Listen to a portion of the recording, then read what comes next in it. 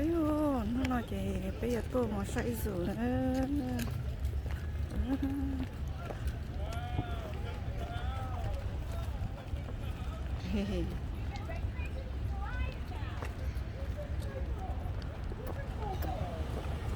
cái thằng say rồi xí đấy nó nè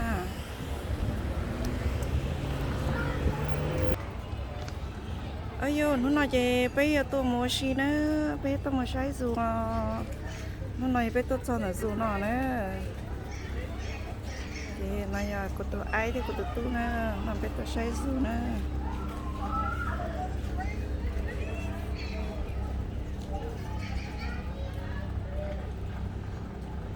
bây giờ muốn lao xí là to nè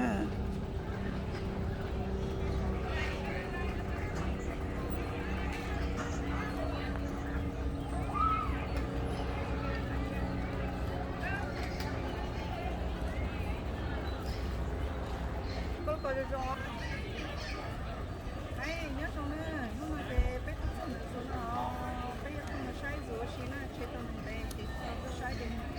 sao tôi sai tôi mình chịu xí nè tôi mình chỉ sai rồi thì sai chịu xí à nhưng mà nó là to mà sai chia chứ to nè thì bây giờ mà sai xí à lớn hơn chỉ có chỉ à bây giờ mình chịu xí là to nè cái bé tôi cũng nó nữa cái sao xíu đỡ còn lông nát nó chạy cũng ba của đấy nó muốn lông vẫn cho tới mà sao xíu nữa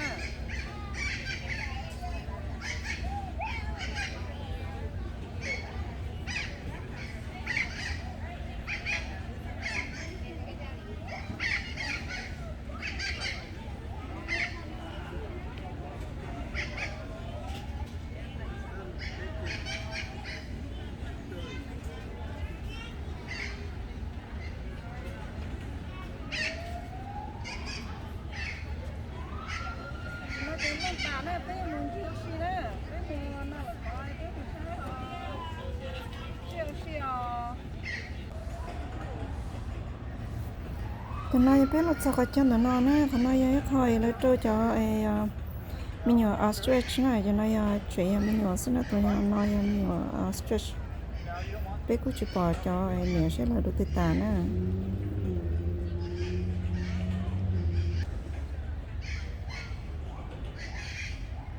cái này của tôi ai của tôi tung ngầm đâu bắt to chỉ có hai một là to nè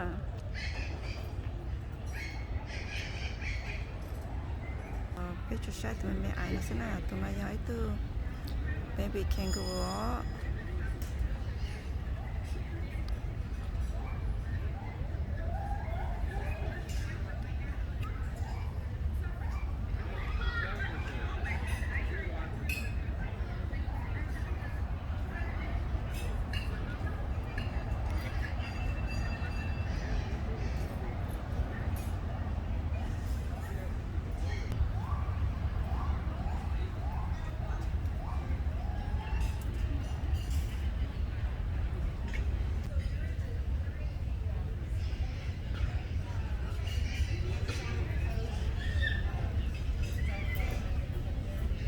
chỉ sợ giờ bé chỉ bỏ tiền đi xong chả nữa nè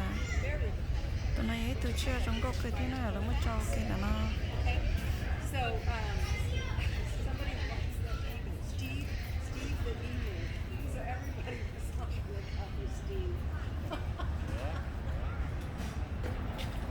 chỉ nói giờ cô hay muốn nó là bắt tỏ nè cô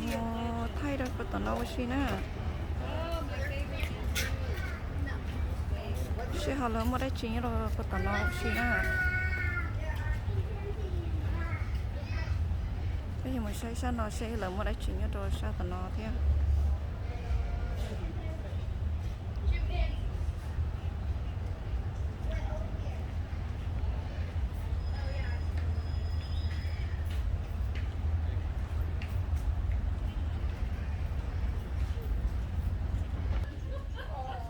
chuyện nó chỉ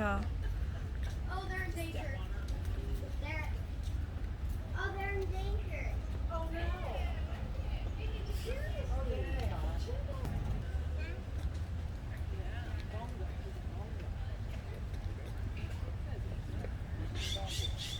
nó chơi tí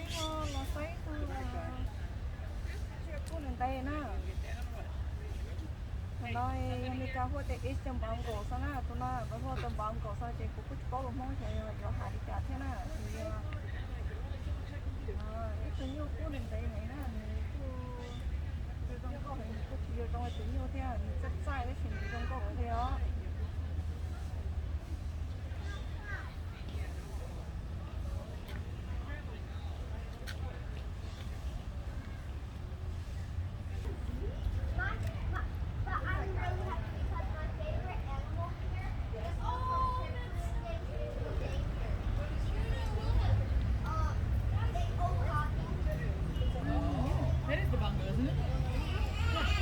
I thought you said where it is.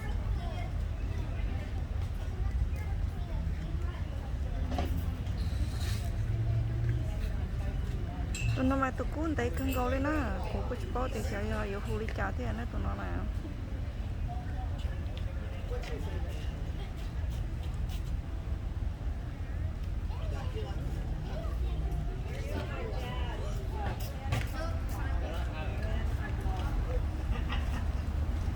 trò chơi này thế lấy bỏ nó tiêu trong này chả nè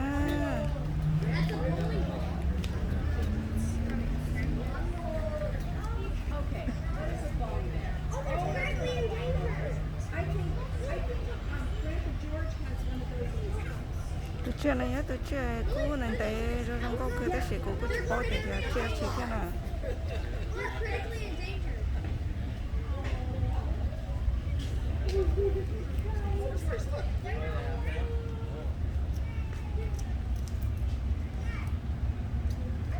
Came out, yeah. just came out. Yeah, Okay. the sign right there shows the name. Oh, okay. So put table.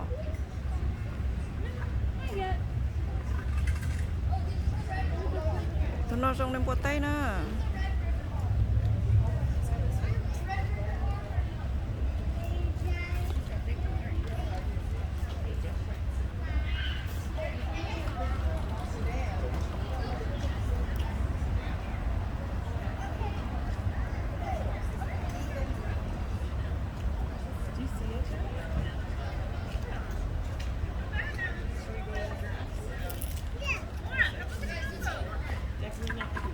What's on the bundle, right? Còn làm bóng tốt. What's the name and the sign? Có nhiều nhiều tông ba thế nào nếu muốn lắm bài anh trên có nhiều tông ba thế nào nó muốn lắm bài cho nếu xí thế à. And they're critically endangered. People usually know. Yeah. Yeah, I know. Còn nói nếu có chơi nhỏ nào là cô tôi có chơi trong trò nhỏ thế thì là cứ muốn lên ba trong này thế là trên nhiều nhiều tông ba thế này là nói vậy rồi. I mean, it's grown about 5 inches since I saw him last. Yeah. Is that too bad? Oh my god. I mean, I'm sure. Yeah, we're almost there, so you were on He's finding snacks. Nếu muốn ớt tôi để nó Finding yummy snacks. cho nó giờ bột tê lia nè cho nó lấy hồi tiền bột tê lia nè nè Smell it out. ít tụi nó thế chứ không biết tụi nó thế nè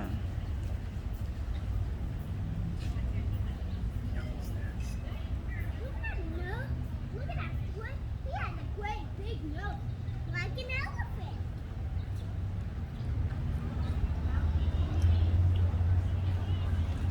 nếu có trong có cười thế nào chẳng hạn bột tê lia nè từ từ có chỉ học tập bỏ được thế nè Nora, don't do what I think you're gonna do. Yeah. Pointing out the bamboo.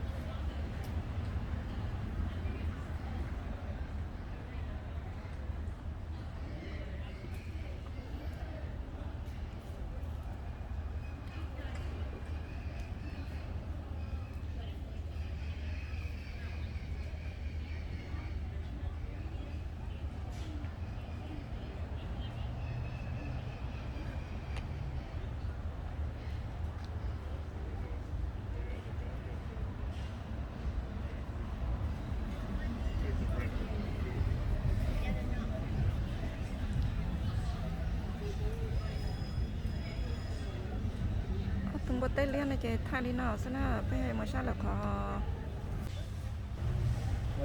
tại vì đó chị bây giờ là sai cho liên nó nè lỡ mất thì cho đua nó thì liên nha cho tận nó này chị bây giờ là sai cho liên là nó ít tôi cho nên kêu bùi số nó nè từ nay ít tôi liên ấy tôi chơi trong có đây mình chắc chắn mua lại cho nên chỉ sợ rồi cái chỉ bỏ nữa nè cái gì từ nay hết tôi liên là nó có nhát nó là hỏi tôi chơi có mua bùi số luôn vì việc sau thì ta sẽ mà họ chỉ bỏ thế nào nè chị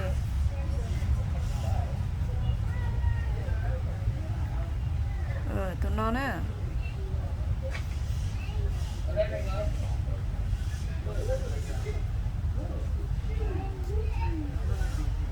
tụi ninh đi nữa nó chị ấy từ lia nè thì một bữa sau nó xứ này cũng chừng tây lọ thế là chẳng nói chạy trong gối này chẳng gió gió thế chạy trong gối này là cũng tao sợ là oxy thế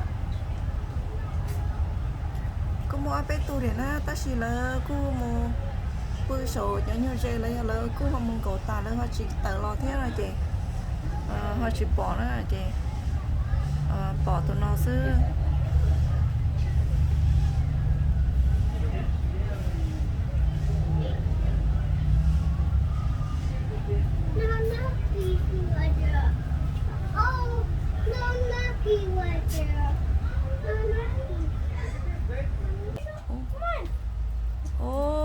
tôi sợ nó cho nên cố hàng kỳ lò này chứ chống nè One right there, look now. Oh, there's a one. Yeah. There's one up here too, look. Oh. Right.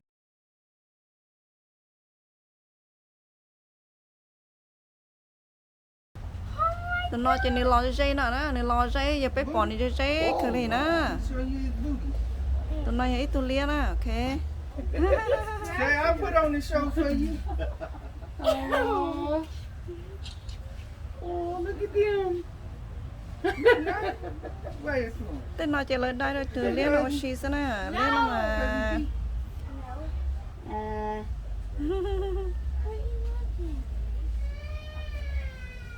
chị này cũng mà tụi tỏ thế tụi tỏ có lò thế nè are you chilling?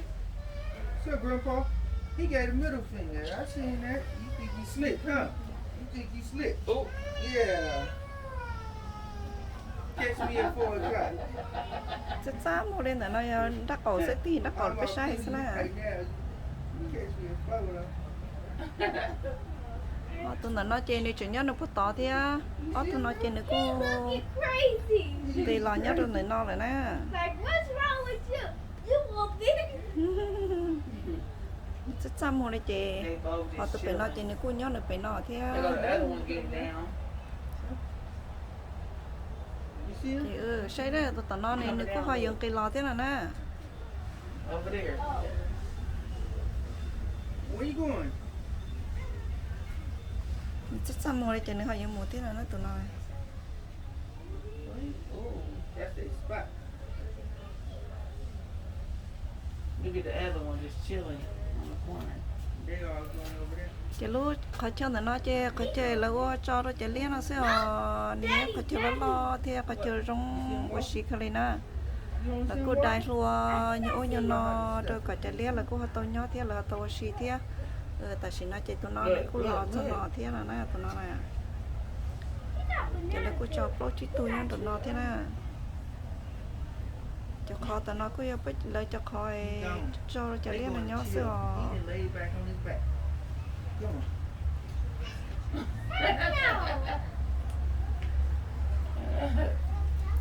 He was just walking 2 minutes ago.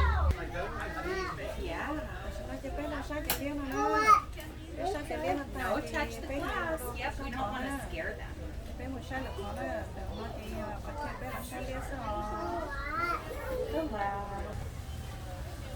Tại sao nó chỉ biết là thay gì bà nè, cho nó gì bà nè, chỉ tại sao nó chỉ tụi nó nhận năng sai nè, nên nhớ nó sẽ tính nó là nếu có chỉ biết tao họ lò thế này chỉ bắt tư lò xứ nào nè,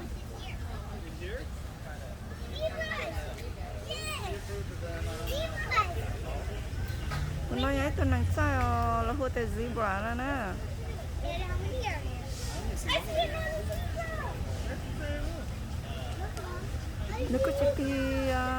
chỉ biết chỉ bỏ nương này na chơi nhập lên nó sẽ được bật tí là tao không làm biết cái bỏ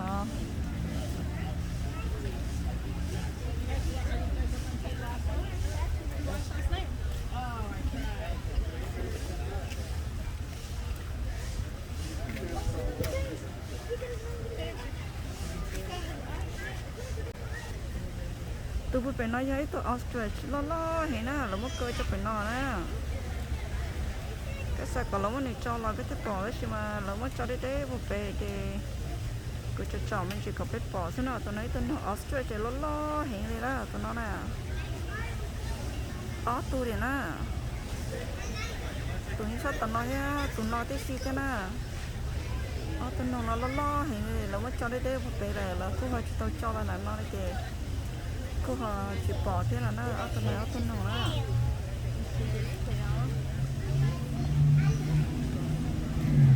ở tuần nào ở tuần Australia chuyện lo hay nè mình cảm phụ lên đó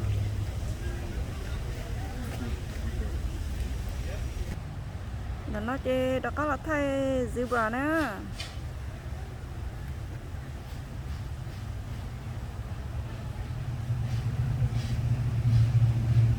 đúng không? Ở tu là bây giờ là muốn cho nó nè chị nè ở tu bé tu thì mấy tu chị này nhớ là tụi nó nè là muốn cho mình cho tụi nó là cái tí tụi nó nè thì là cô họ cho từ trong tụi nó thì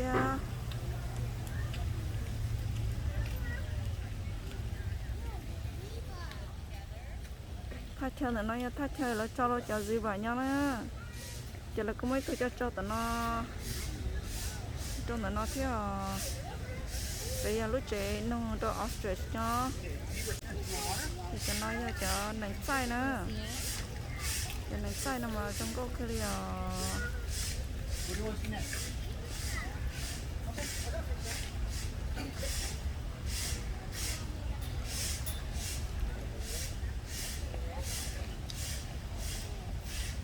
Here, I only have one. Can you guys share the fruit snacks so Noah gets some and Zayden? thì tôi chỉ nói chơi bé thôi nhưng mà thay là khó nè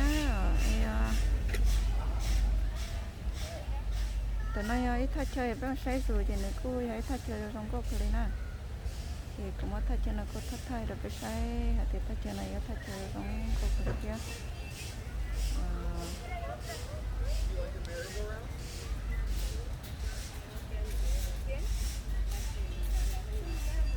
tôi chỉ nói cho cô yêu một cái nói cô yêu một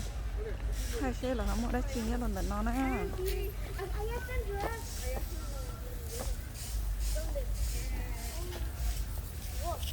ôi tôi chỉ nói cho bé thay cho nó mấy nhỏ cho nên mấy nhỏ lia là mấy nhỏ chi đó giờ trong câu là lia nhưng mà đến gì lúc mẹ ấy đấy chứ mà đến gì lúc ta đấy nó tụi nó là chị lúc chấp lời rồi Oh, right.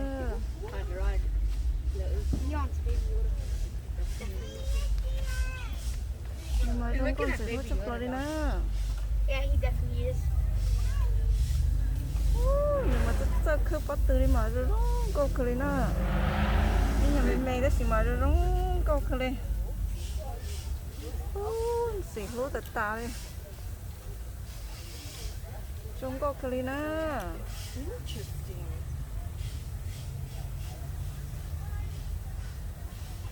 What does he have in his hat? Food.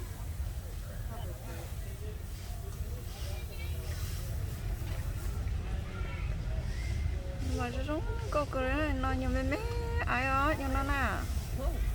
đấy mà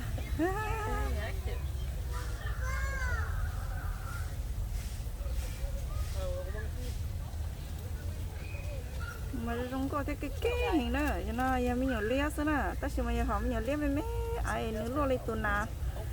nào xưa họ nó nè rất ở xí ta ra rất ở ta là rất khơi bắt từ đi nè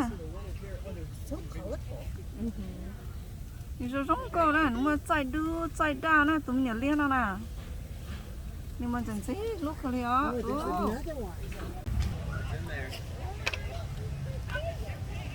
tụi nó tụi mình nhỏ nè thì trong có đi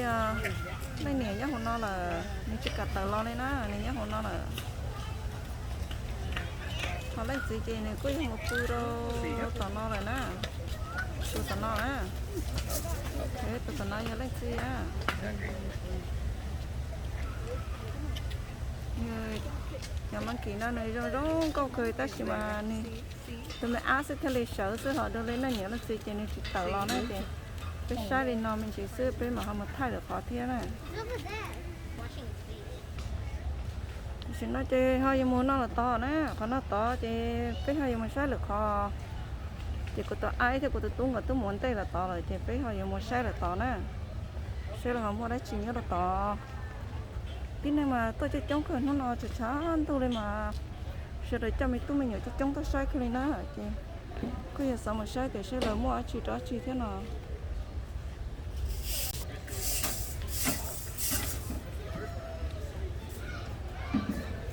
xin hãy giúp lo sai họ nó nè họ chia nó nè. Alright, Kitty, are you in here from Paula? Yeah. I'm Kitty. They look kind of like squirrels, huh? Nó là mong có slimmer nữa nè. Yeah, I'll get you this.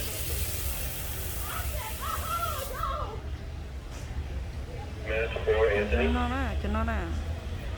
Go ahead. Andy from facilities is en route. He'll come straight up to Kampala to Cái find xăm you mua đi guys chị, when you chị get here. mua được to rồi nè. And we'll decide where to go from there, unless you think we need to do something at this moment. No, that's great. I spoke to Davey. I'll give him a call. That's great that they're on their way. If I can be of any help. You know, plan on to back to do what we need to go by, come back, and we'll set something back online.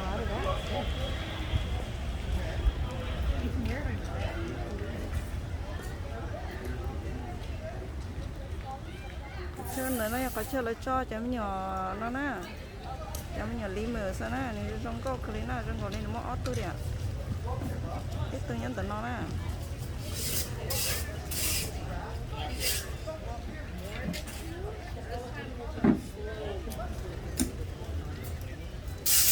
Trong có cái này. Nó chỉ lấy tí đập bãi đâu mà nó như họ non nó nè. Như hỏi trong đây nó nè.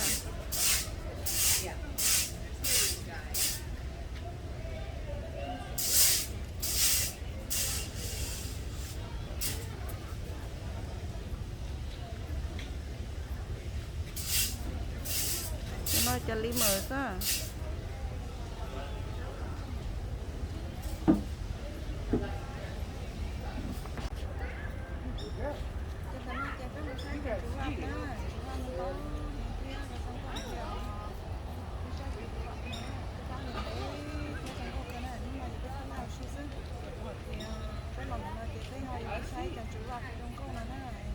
And look at the color difference. That one way darker than all the rest of them.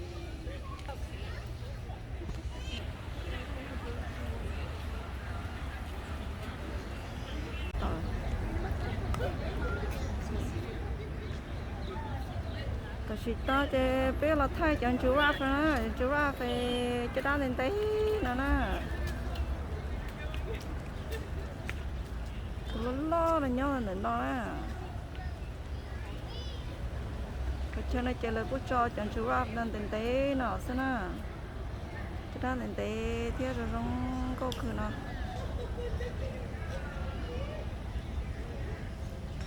cho nó chơi chọn chú ra nè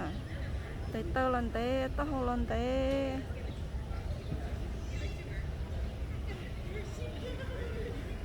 ít thứ nhất tận nó hỏi thu cứ nhân tận nó thế nè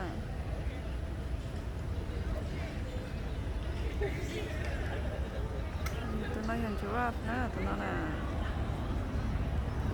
thay dây cái này thay lại bỏ dùng lên nó nè xong cô cười nè chả chia nó nè tay tơ đây cái đó nên tại sao này nè nó giống có cái nè tụi nó chỉ cho mình nhỏ tí xíu có đây nè thì nè tụi tao nói nó cũng chỉ mà chăm trò sao đó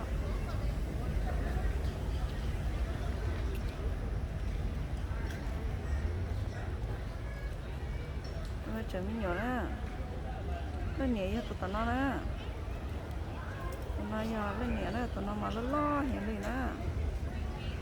thì cho tính là lỡ của một sao chị trông tại sao này nó trong cô cái nó nên to tụi nó cái mới tụi nó phải thế thì cô cho giống cô cái này nó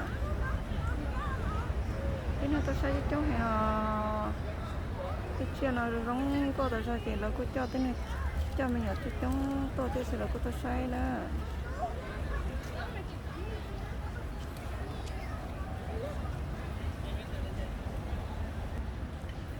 cho cái chơi này thì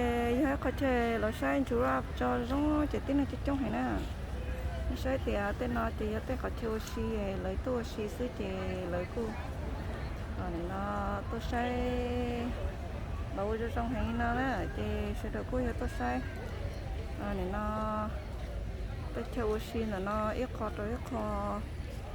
thì họ tôi mà sai tới chia nó rồi giống thì nó nè Like a little laid out. Yeah, he's real close. chính xác luôn rồi đó cho nó là chính xác nhiều đi nó mà sẽ sao vậy Yeah, cho là that's phụ the đi nó sẽ right there. nếu con trên trai tin năng thia tin năng là sẽ sai thì là nên cho nó sẽ sai tin năng thia là nè mà nên chính xác lúc tại sao lại You guys have to come over. lấy trái bưởi bị bẩn luôn lên nó họ nó sẽ thia Look, see?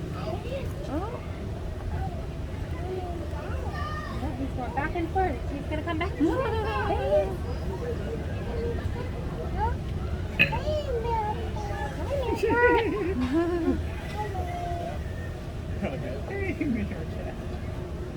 Chị tích cho nhiều cái cute tại sao nó sẽ là chị mù lò lên nó sẽ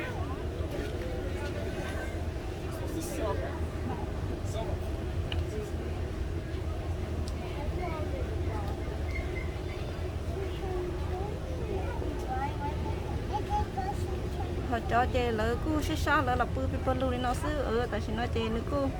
lo được tao cô sao nào rồi nè nhưng trong nó sẽ thiệt nhìn xí lúc cái gì đó cho có chơi này nó chị lỡ cô mất qua cái chơi trong này nó đâu cho nào này nó nhớ nè lỡ cô mất nữa cả rồi trong con này nó cho nào nó nhớ thế cởi nữa cô họ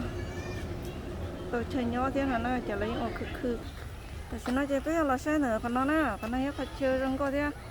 tụi ai tụi to rồi nè thì cái này chơi trong rồi chờ ta to rồi cái này là cứ chơi chơi có gì thế nè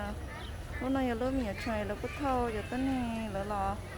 mình thì phải chơi là nó gì thế là nó nhiều sợ chơi gì cũng nhiều phí gì muốn chơi lúc nào thế là nó này đó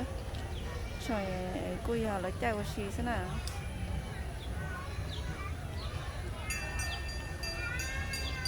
còn nó chỉ phải chơi nhiều phải chơi trong con á bây giờ một sai sẽ là không muốn hóa xin là để nó phải là sai nó mà nó còn đi chết xong rồi còn đi mông cổ rồi đi cứ tàu lo thế là chị cái con mà sai thì nó sẽ không muốn hóa xin nó sao nữa nó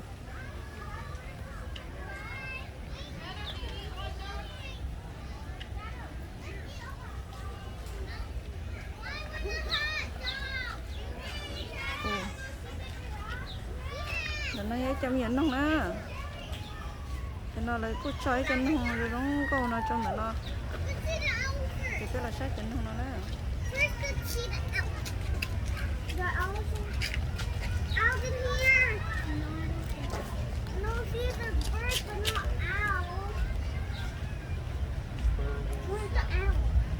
sẽ không có cái này cho nó nè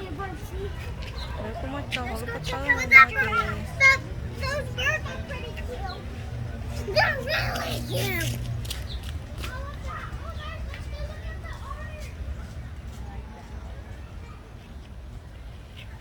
cũng cho nó chơi nó nè, còn nó giờ phải chơi là cho cái tên nó nhỏ xíu, thì mình cứ giờ cái chơi được không có nữa nè. chị cũng hơi dùng một sát rồi sát tỏ sẽ không mua đấy chị nè. Great, thank you for showing up. Cái là sát tụi mình không nè, lúc tụi mình không nói con cho lên lia, tại sao chuyện gì lúc tên gì nó có cái này nhưng mà mấy ai sẽ tiền tại sao mà cô yêu trong câu thiên à.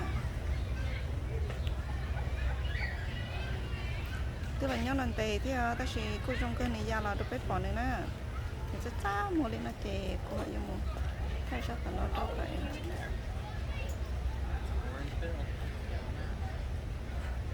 Nó em nhận đâu nè, lấy cô nó xài là chè này nó có cái này nè. Cô học bảy tôi nhớ là tao nói thế nó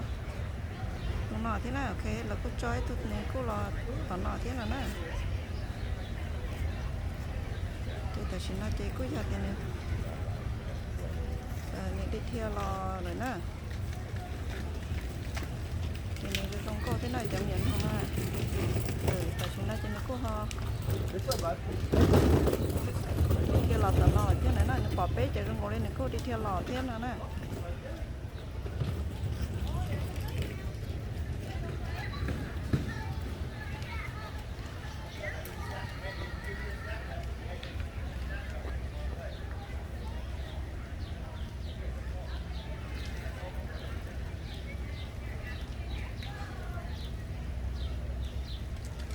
Cái xe này đi theo lò nè, nếu lần thằng này từ nếu nó khu nhau là tận nó nè, nhưng mà chúng có cười theo, nên lò đấy, ok, cho nó cứ một đợt tỏ chị cô chụp bé cô chụp bỏ trong rồi nè, chị biết sai cho mình hôm nay nó sẽ nó chơi giống như là tận nó nữa, một xe lại cho chia tận nó, như là của ai chị bé không một sai tận nó mua chị. Nhưng sao tao nói em chúng mình biết là một đôi sắp bé nè.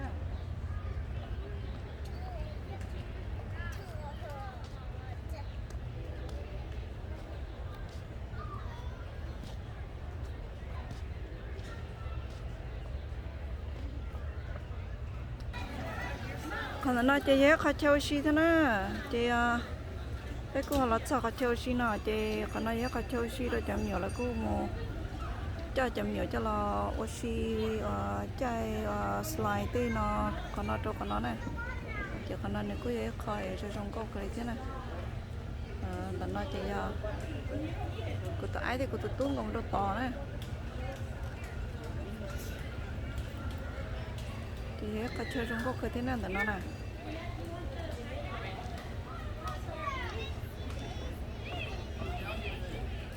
thì cô hỏi mua là to xe họ mua chia đó chị chỉ biết không phải họ một thay nữa.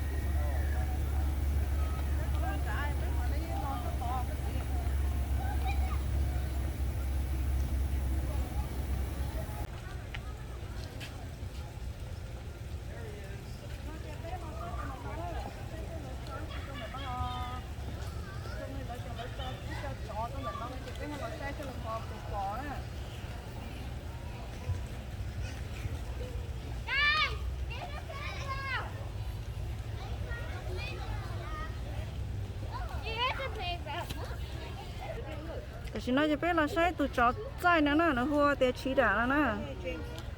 nè tụi chó trai này trên bự là nó nè ok bé mua bé to bé thay đi bỏ tụi chó là nó trong nè Em được zoom in.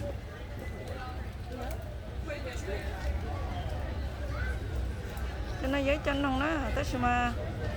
nếu cho chăm hồi này trên nếu có kia mong có đấy bắt đầu có chơi trò vậy thay thì cho bỏ trong nè này ở tụi nó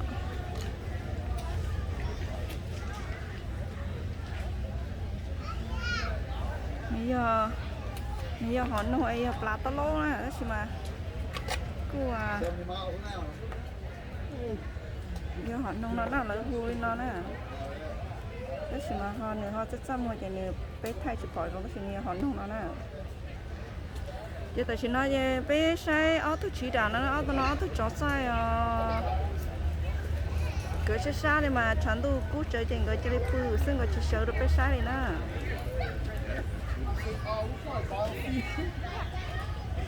áo tôi này chó sai nè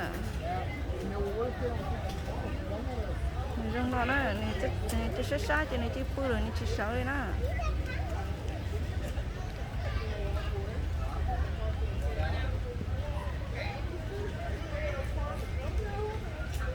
thì chúng nó trên đây chua không muốn á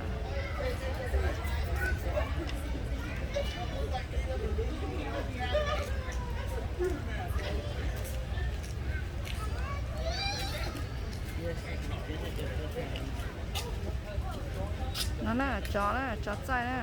thì chúng nó trên đây cứ chua tao hậu thì á tụi nó là cứ chỉ tao hậu tuổi thế nè sẽ sinh cái phải sợ biết sao còn cái sợ cái kia thì bé thì bỏ nè thì còn nó nè tụi chó là nè sẽ bỏ sợ nè xem ngồi đây ai đi cũng chỉ sợ rồi thế cho cha tao hồ sơ ta xin cũng phải chỉ cả sợ cái thế nào nè đợi sẽ xa chạy đừng ngồi đây lấy cho đi pư xe à chỉ muốn chỉ đồ lấy chậu thế chạy đừng ngồi đây lấy cho đi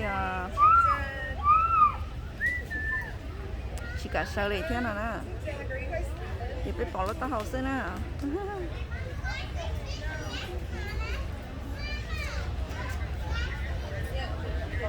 cho nó cho chỉ đã rất dai trong có cơ này cho chó này rất mà này cho chó tránh sắp lời này cho chó thì tránh sắp lời thì họ nó thế nè nếu rất chăm mua đây trên này cho đã cắm một cùi thế này cho họ chỉ sợ thế nè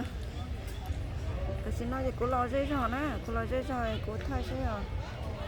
nó thì chọn để nó nếu trong đi chả nè nhưng mà nếu chắc mua lên nếu chỉ cả sợ đấy tiêu nếu cái chỉ sợ đây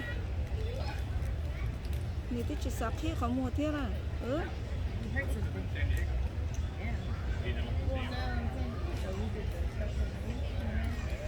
cái mà sao còn đi sợ thì lấy thay tôi thay đúng câu nữa đó mà nếu chỉ cả sợ đây thì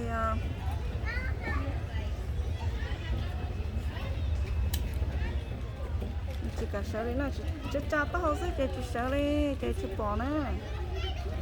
chỉ bỏ để lấy bùi cho nó sẽ tụi nó tụi chó chạy khi chẳng sắp lời này chó chỉ họ nói hỏi khi chẳng kỹ nè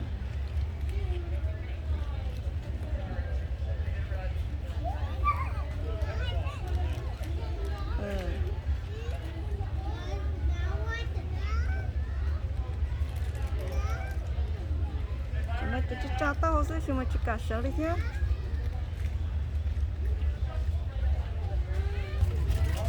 đó nè tại chỉ này của họ lo gì dễ hàng nè của lo thay nè tụi nó chỉ đã cho chó chén sắp lời thì chén sắp lời thì họ nó sẽ nè để cho nên nó sẽ nè tại chỉ nó cho nó bự là cái như chính ti linh thang nè nếu chỉ cả sợ thì bây giờ thay chỉ bỏ nó khỏi thì nếu sợ thế này một cái đi cả cái sao vậy cho cha tao hỏi nó sẽ kìa chỉ cả sợ chỉ cả mua đấy chị đây cái sao còn này sợ biết thay bỏ nữa đấy thì chỉ sợ đây chỉ sợ đến chơi biết thay đi nó gì nó thế này cái này không một thay được họ cái xe cái chỉ xem được sợ nó là biết đặt cái lần cho biết là đặt cái thay đùa nè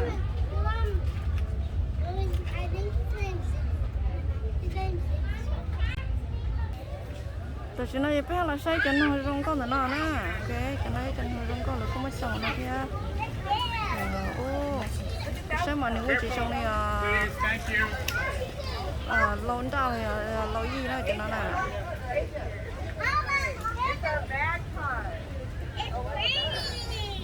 Nếu có một sống thái thì chỉ cô trong đó này, nó nè. Rồi có một sống thái thì trong đó này, cô thay thì bỏ trong nè.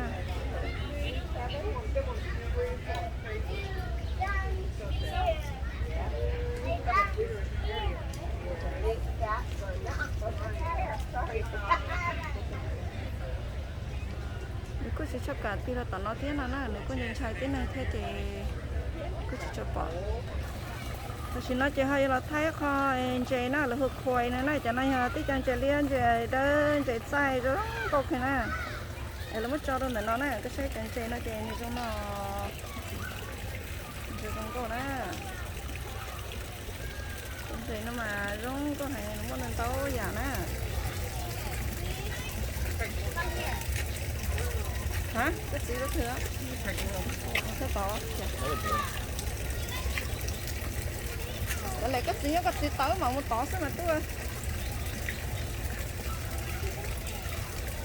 Cái này anh chị khoai nè, rồi không có phải là muốn chị tới chị liên chị ra chị cứ xin tỏ tới gì. Mà nó muốn lên tỏ giả nè. Mà nó lỡ hụt tiền chị muốn mong thế nào nè. Thì lấy cho này lấy cũng cho tới sao cho lò xong nó cho tới xem cái này cho tới sao cũng mới tập như đó nếu mua cho nó mà dân tố hiện từ hơn á đó chỉ mà cho này cho lấy cho sấy xíu nè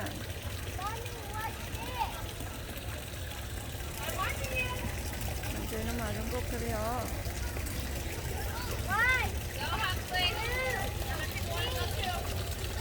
tụi chú là mua, tụi tớ là mua trên này trong cô kia nè rồi nó mất còn rồi lúc bắt đây mẹ ai này tụi biết sao xí xíu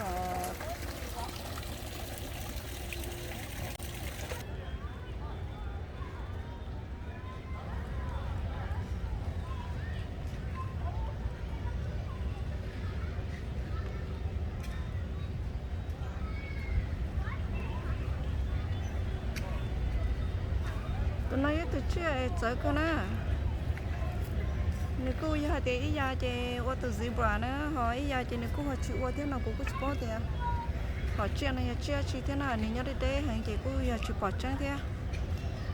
chị cô giờ mất chú là cái bé họ tao sai thế nào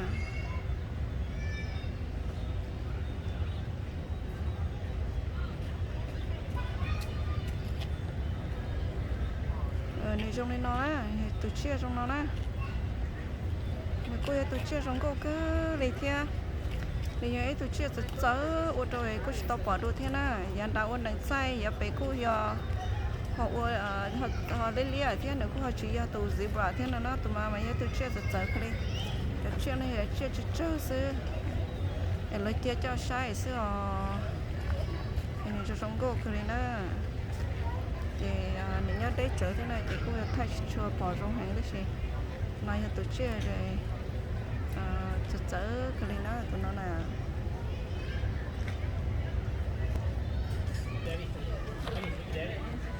mấy tụi nó lớn nó của cái chụp bao giờ là mỗi hai chả thế à cái gì của chả nào trống hai tiếng nông trống rồi nè ổ va cô là cô chụp bao là mỗi cái tập bỏ cái chia nó thế thì cái tụi nó trong cô thế nè tụi nó là nó lo trong cô rồi đi còn cái chụp bỏ trong chả tụi nó tụi nó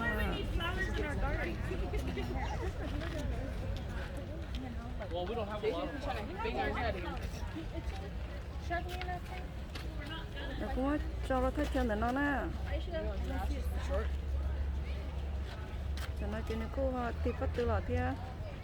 có cho nó trên cô có chơi trong cô cho nó chỉ tính là cô lọ chỉ trong lọ sai cái là ta chỉ nói chơi bé là cho họ chơi đợi lỡ cô cho ở từ này sẽ dùng câu nó thì chẳng nông nó sẽ bé là sai chẳng nông nó ổn định nữa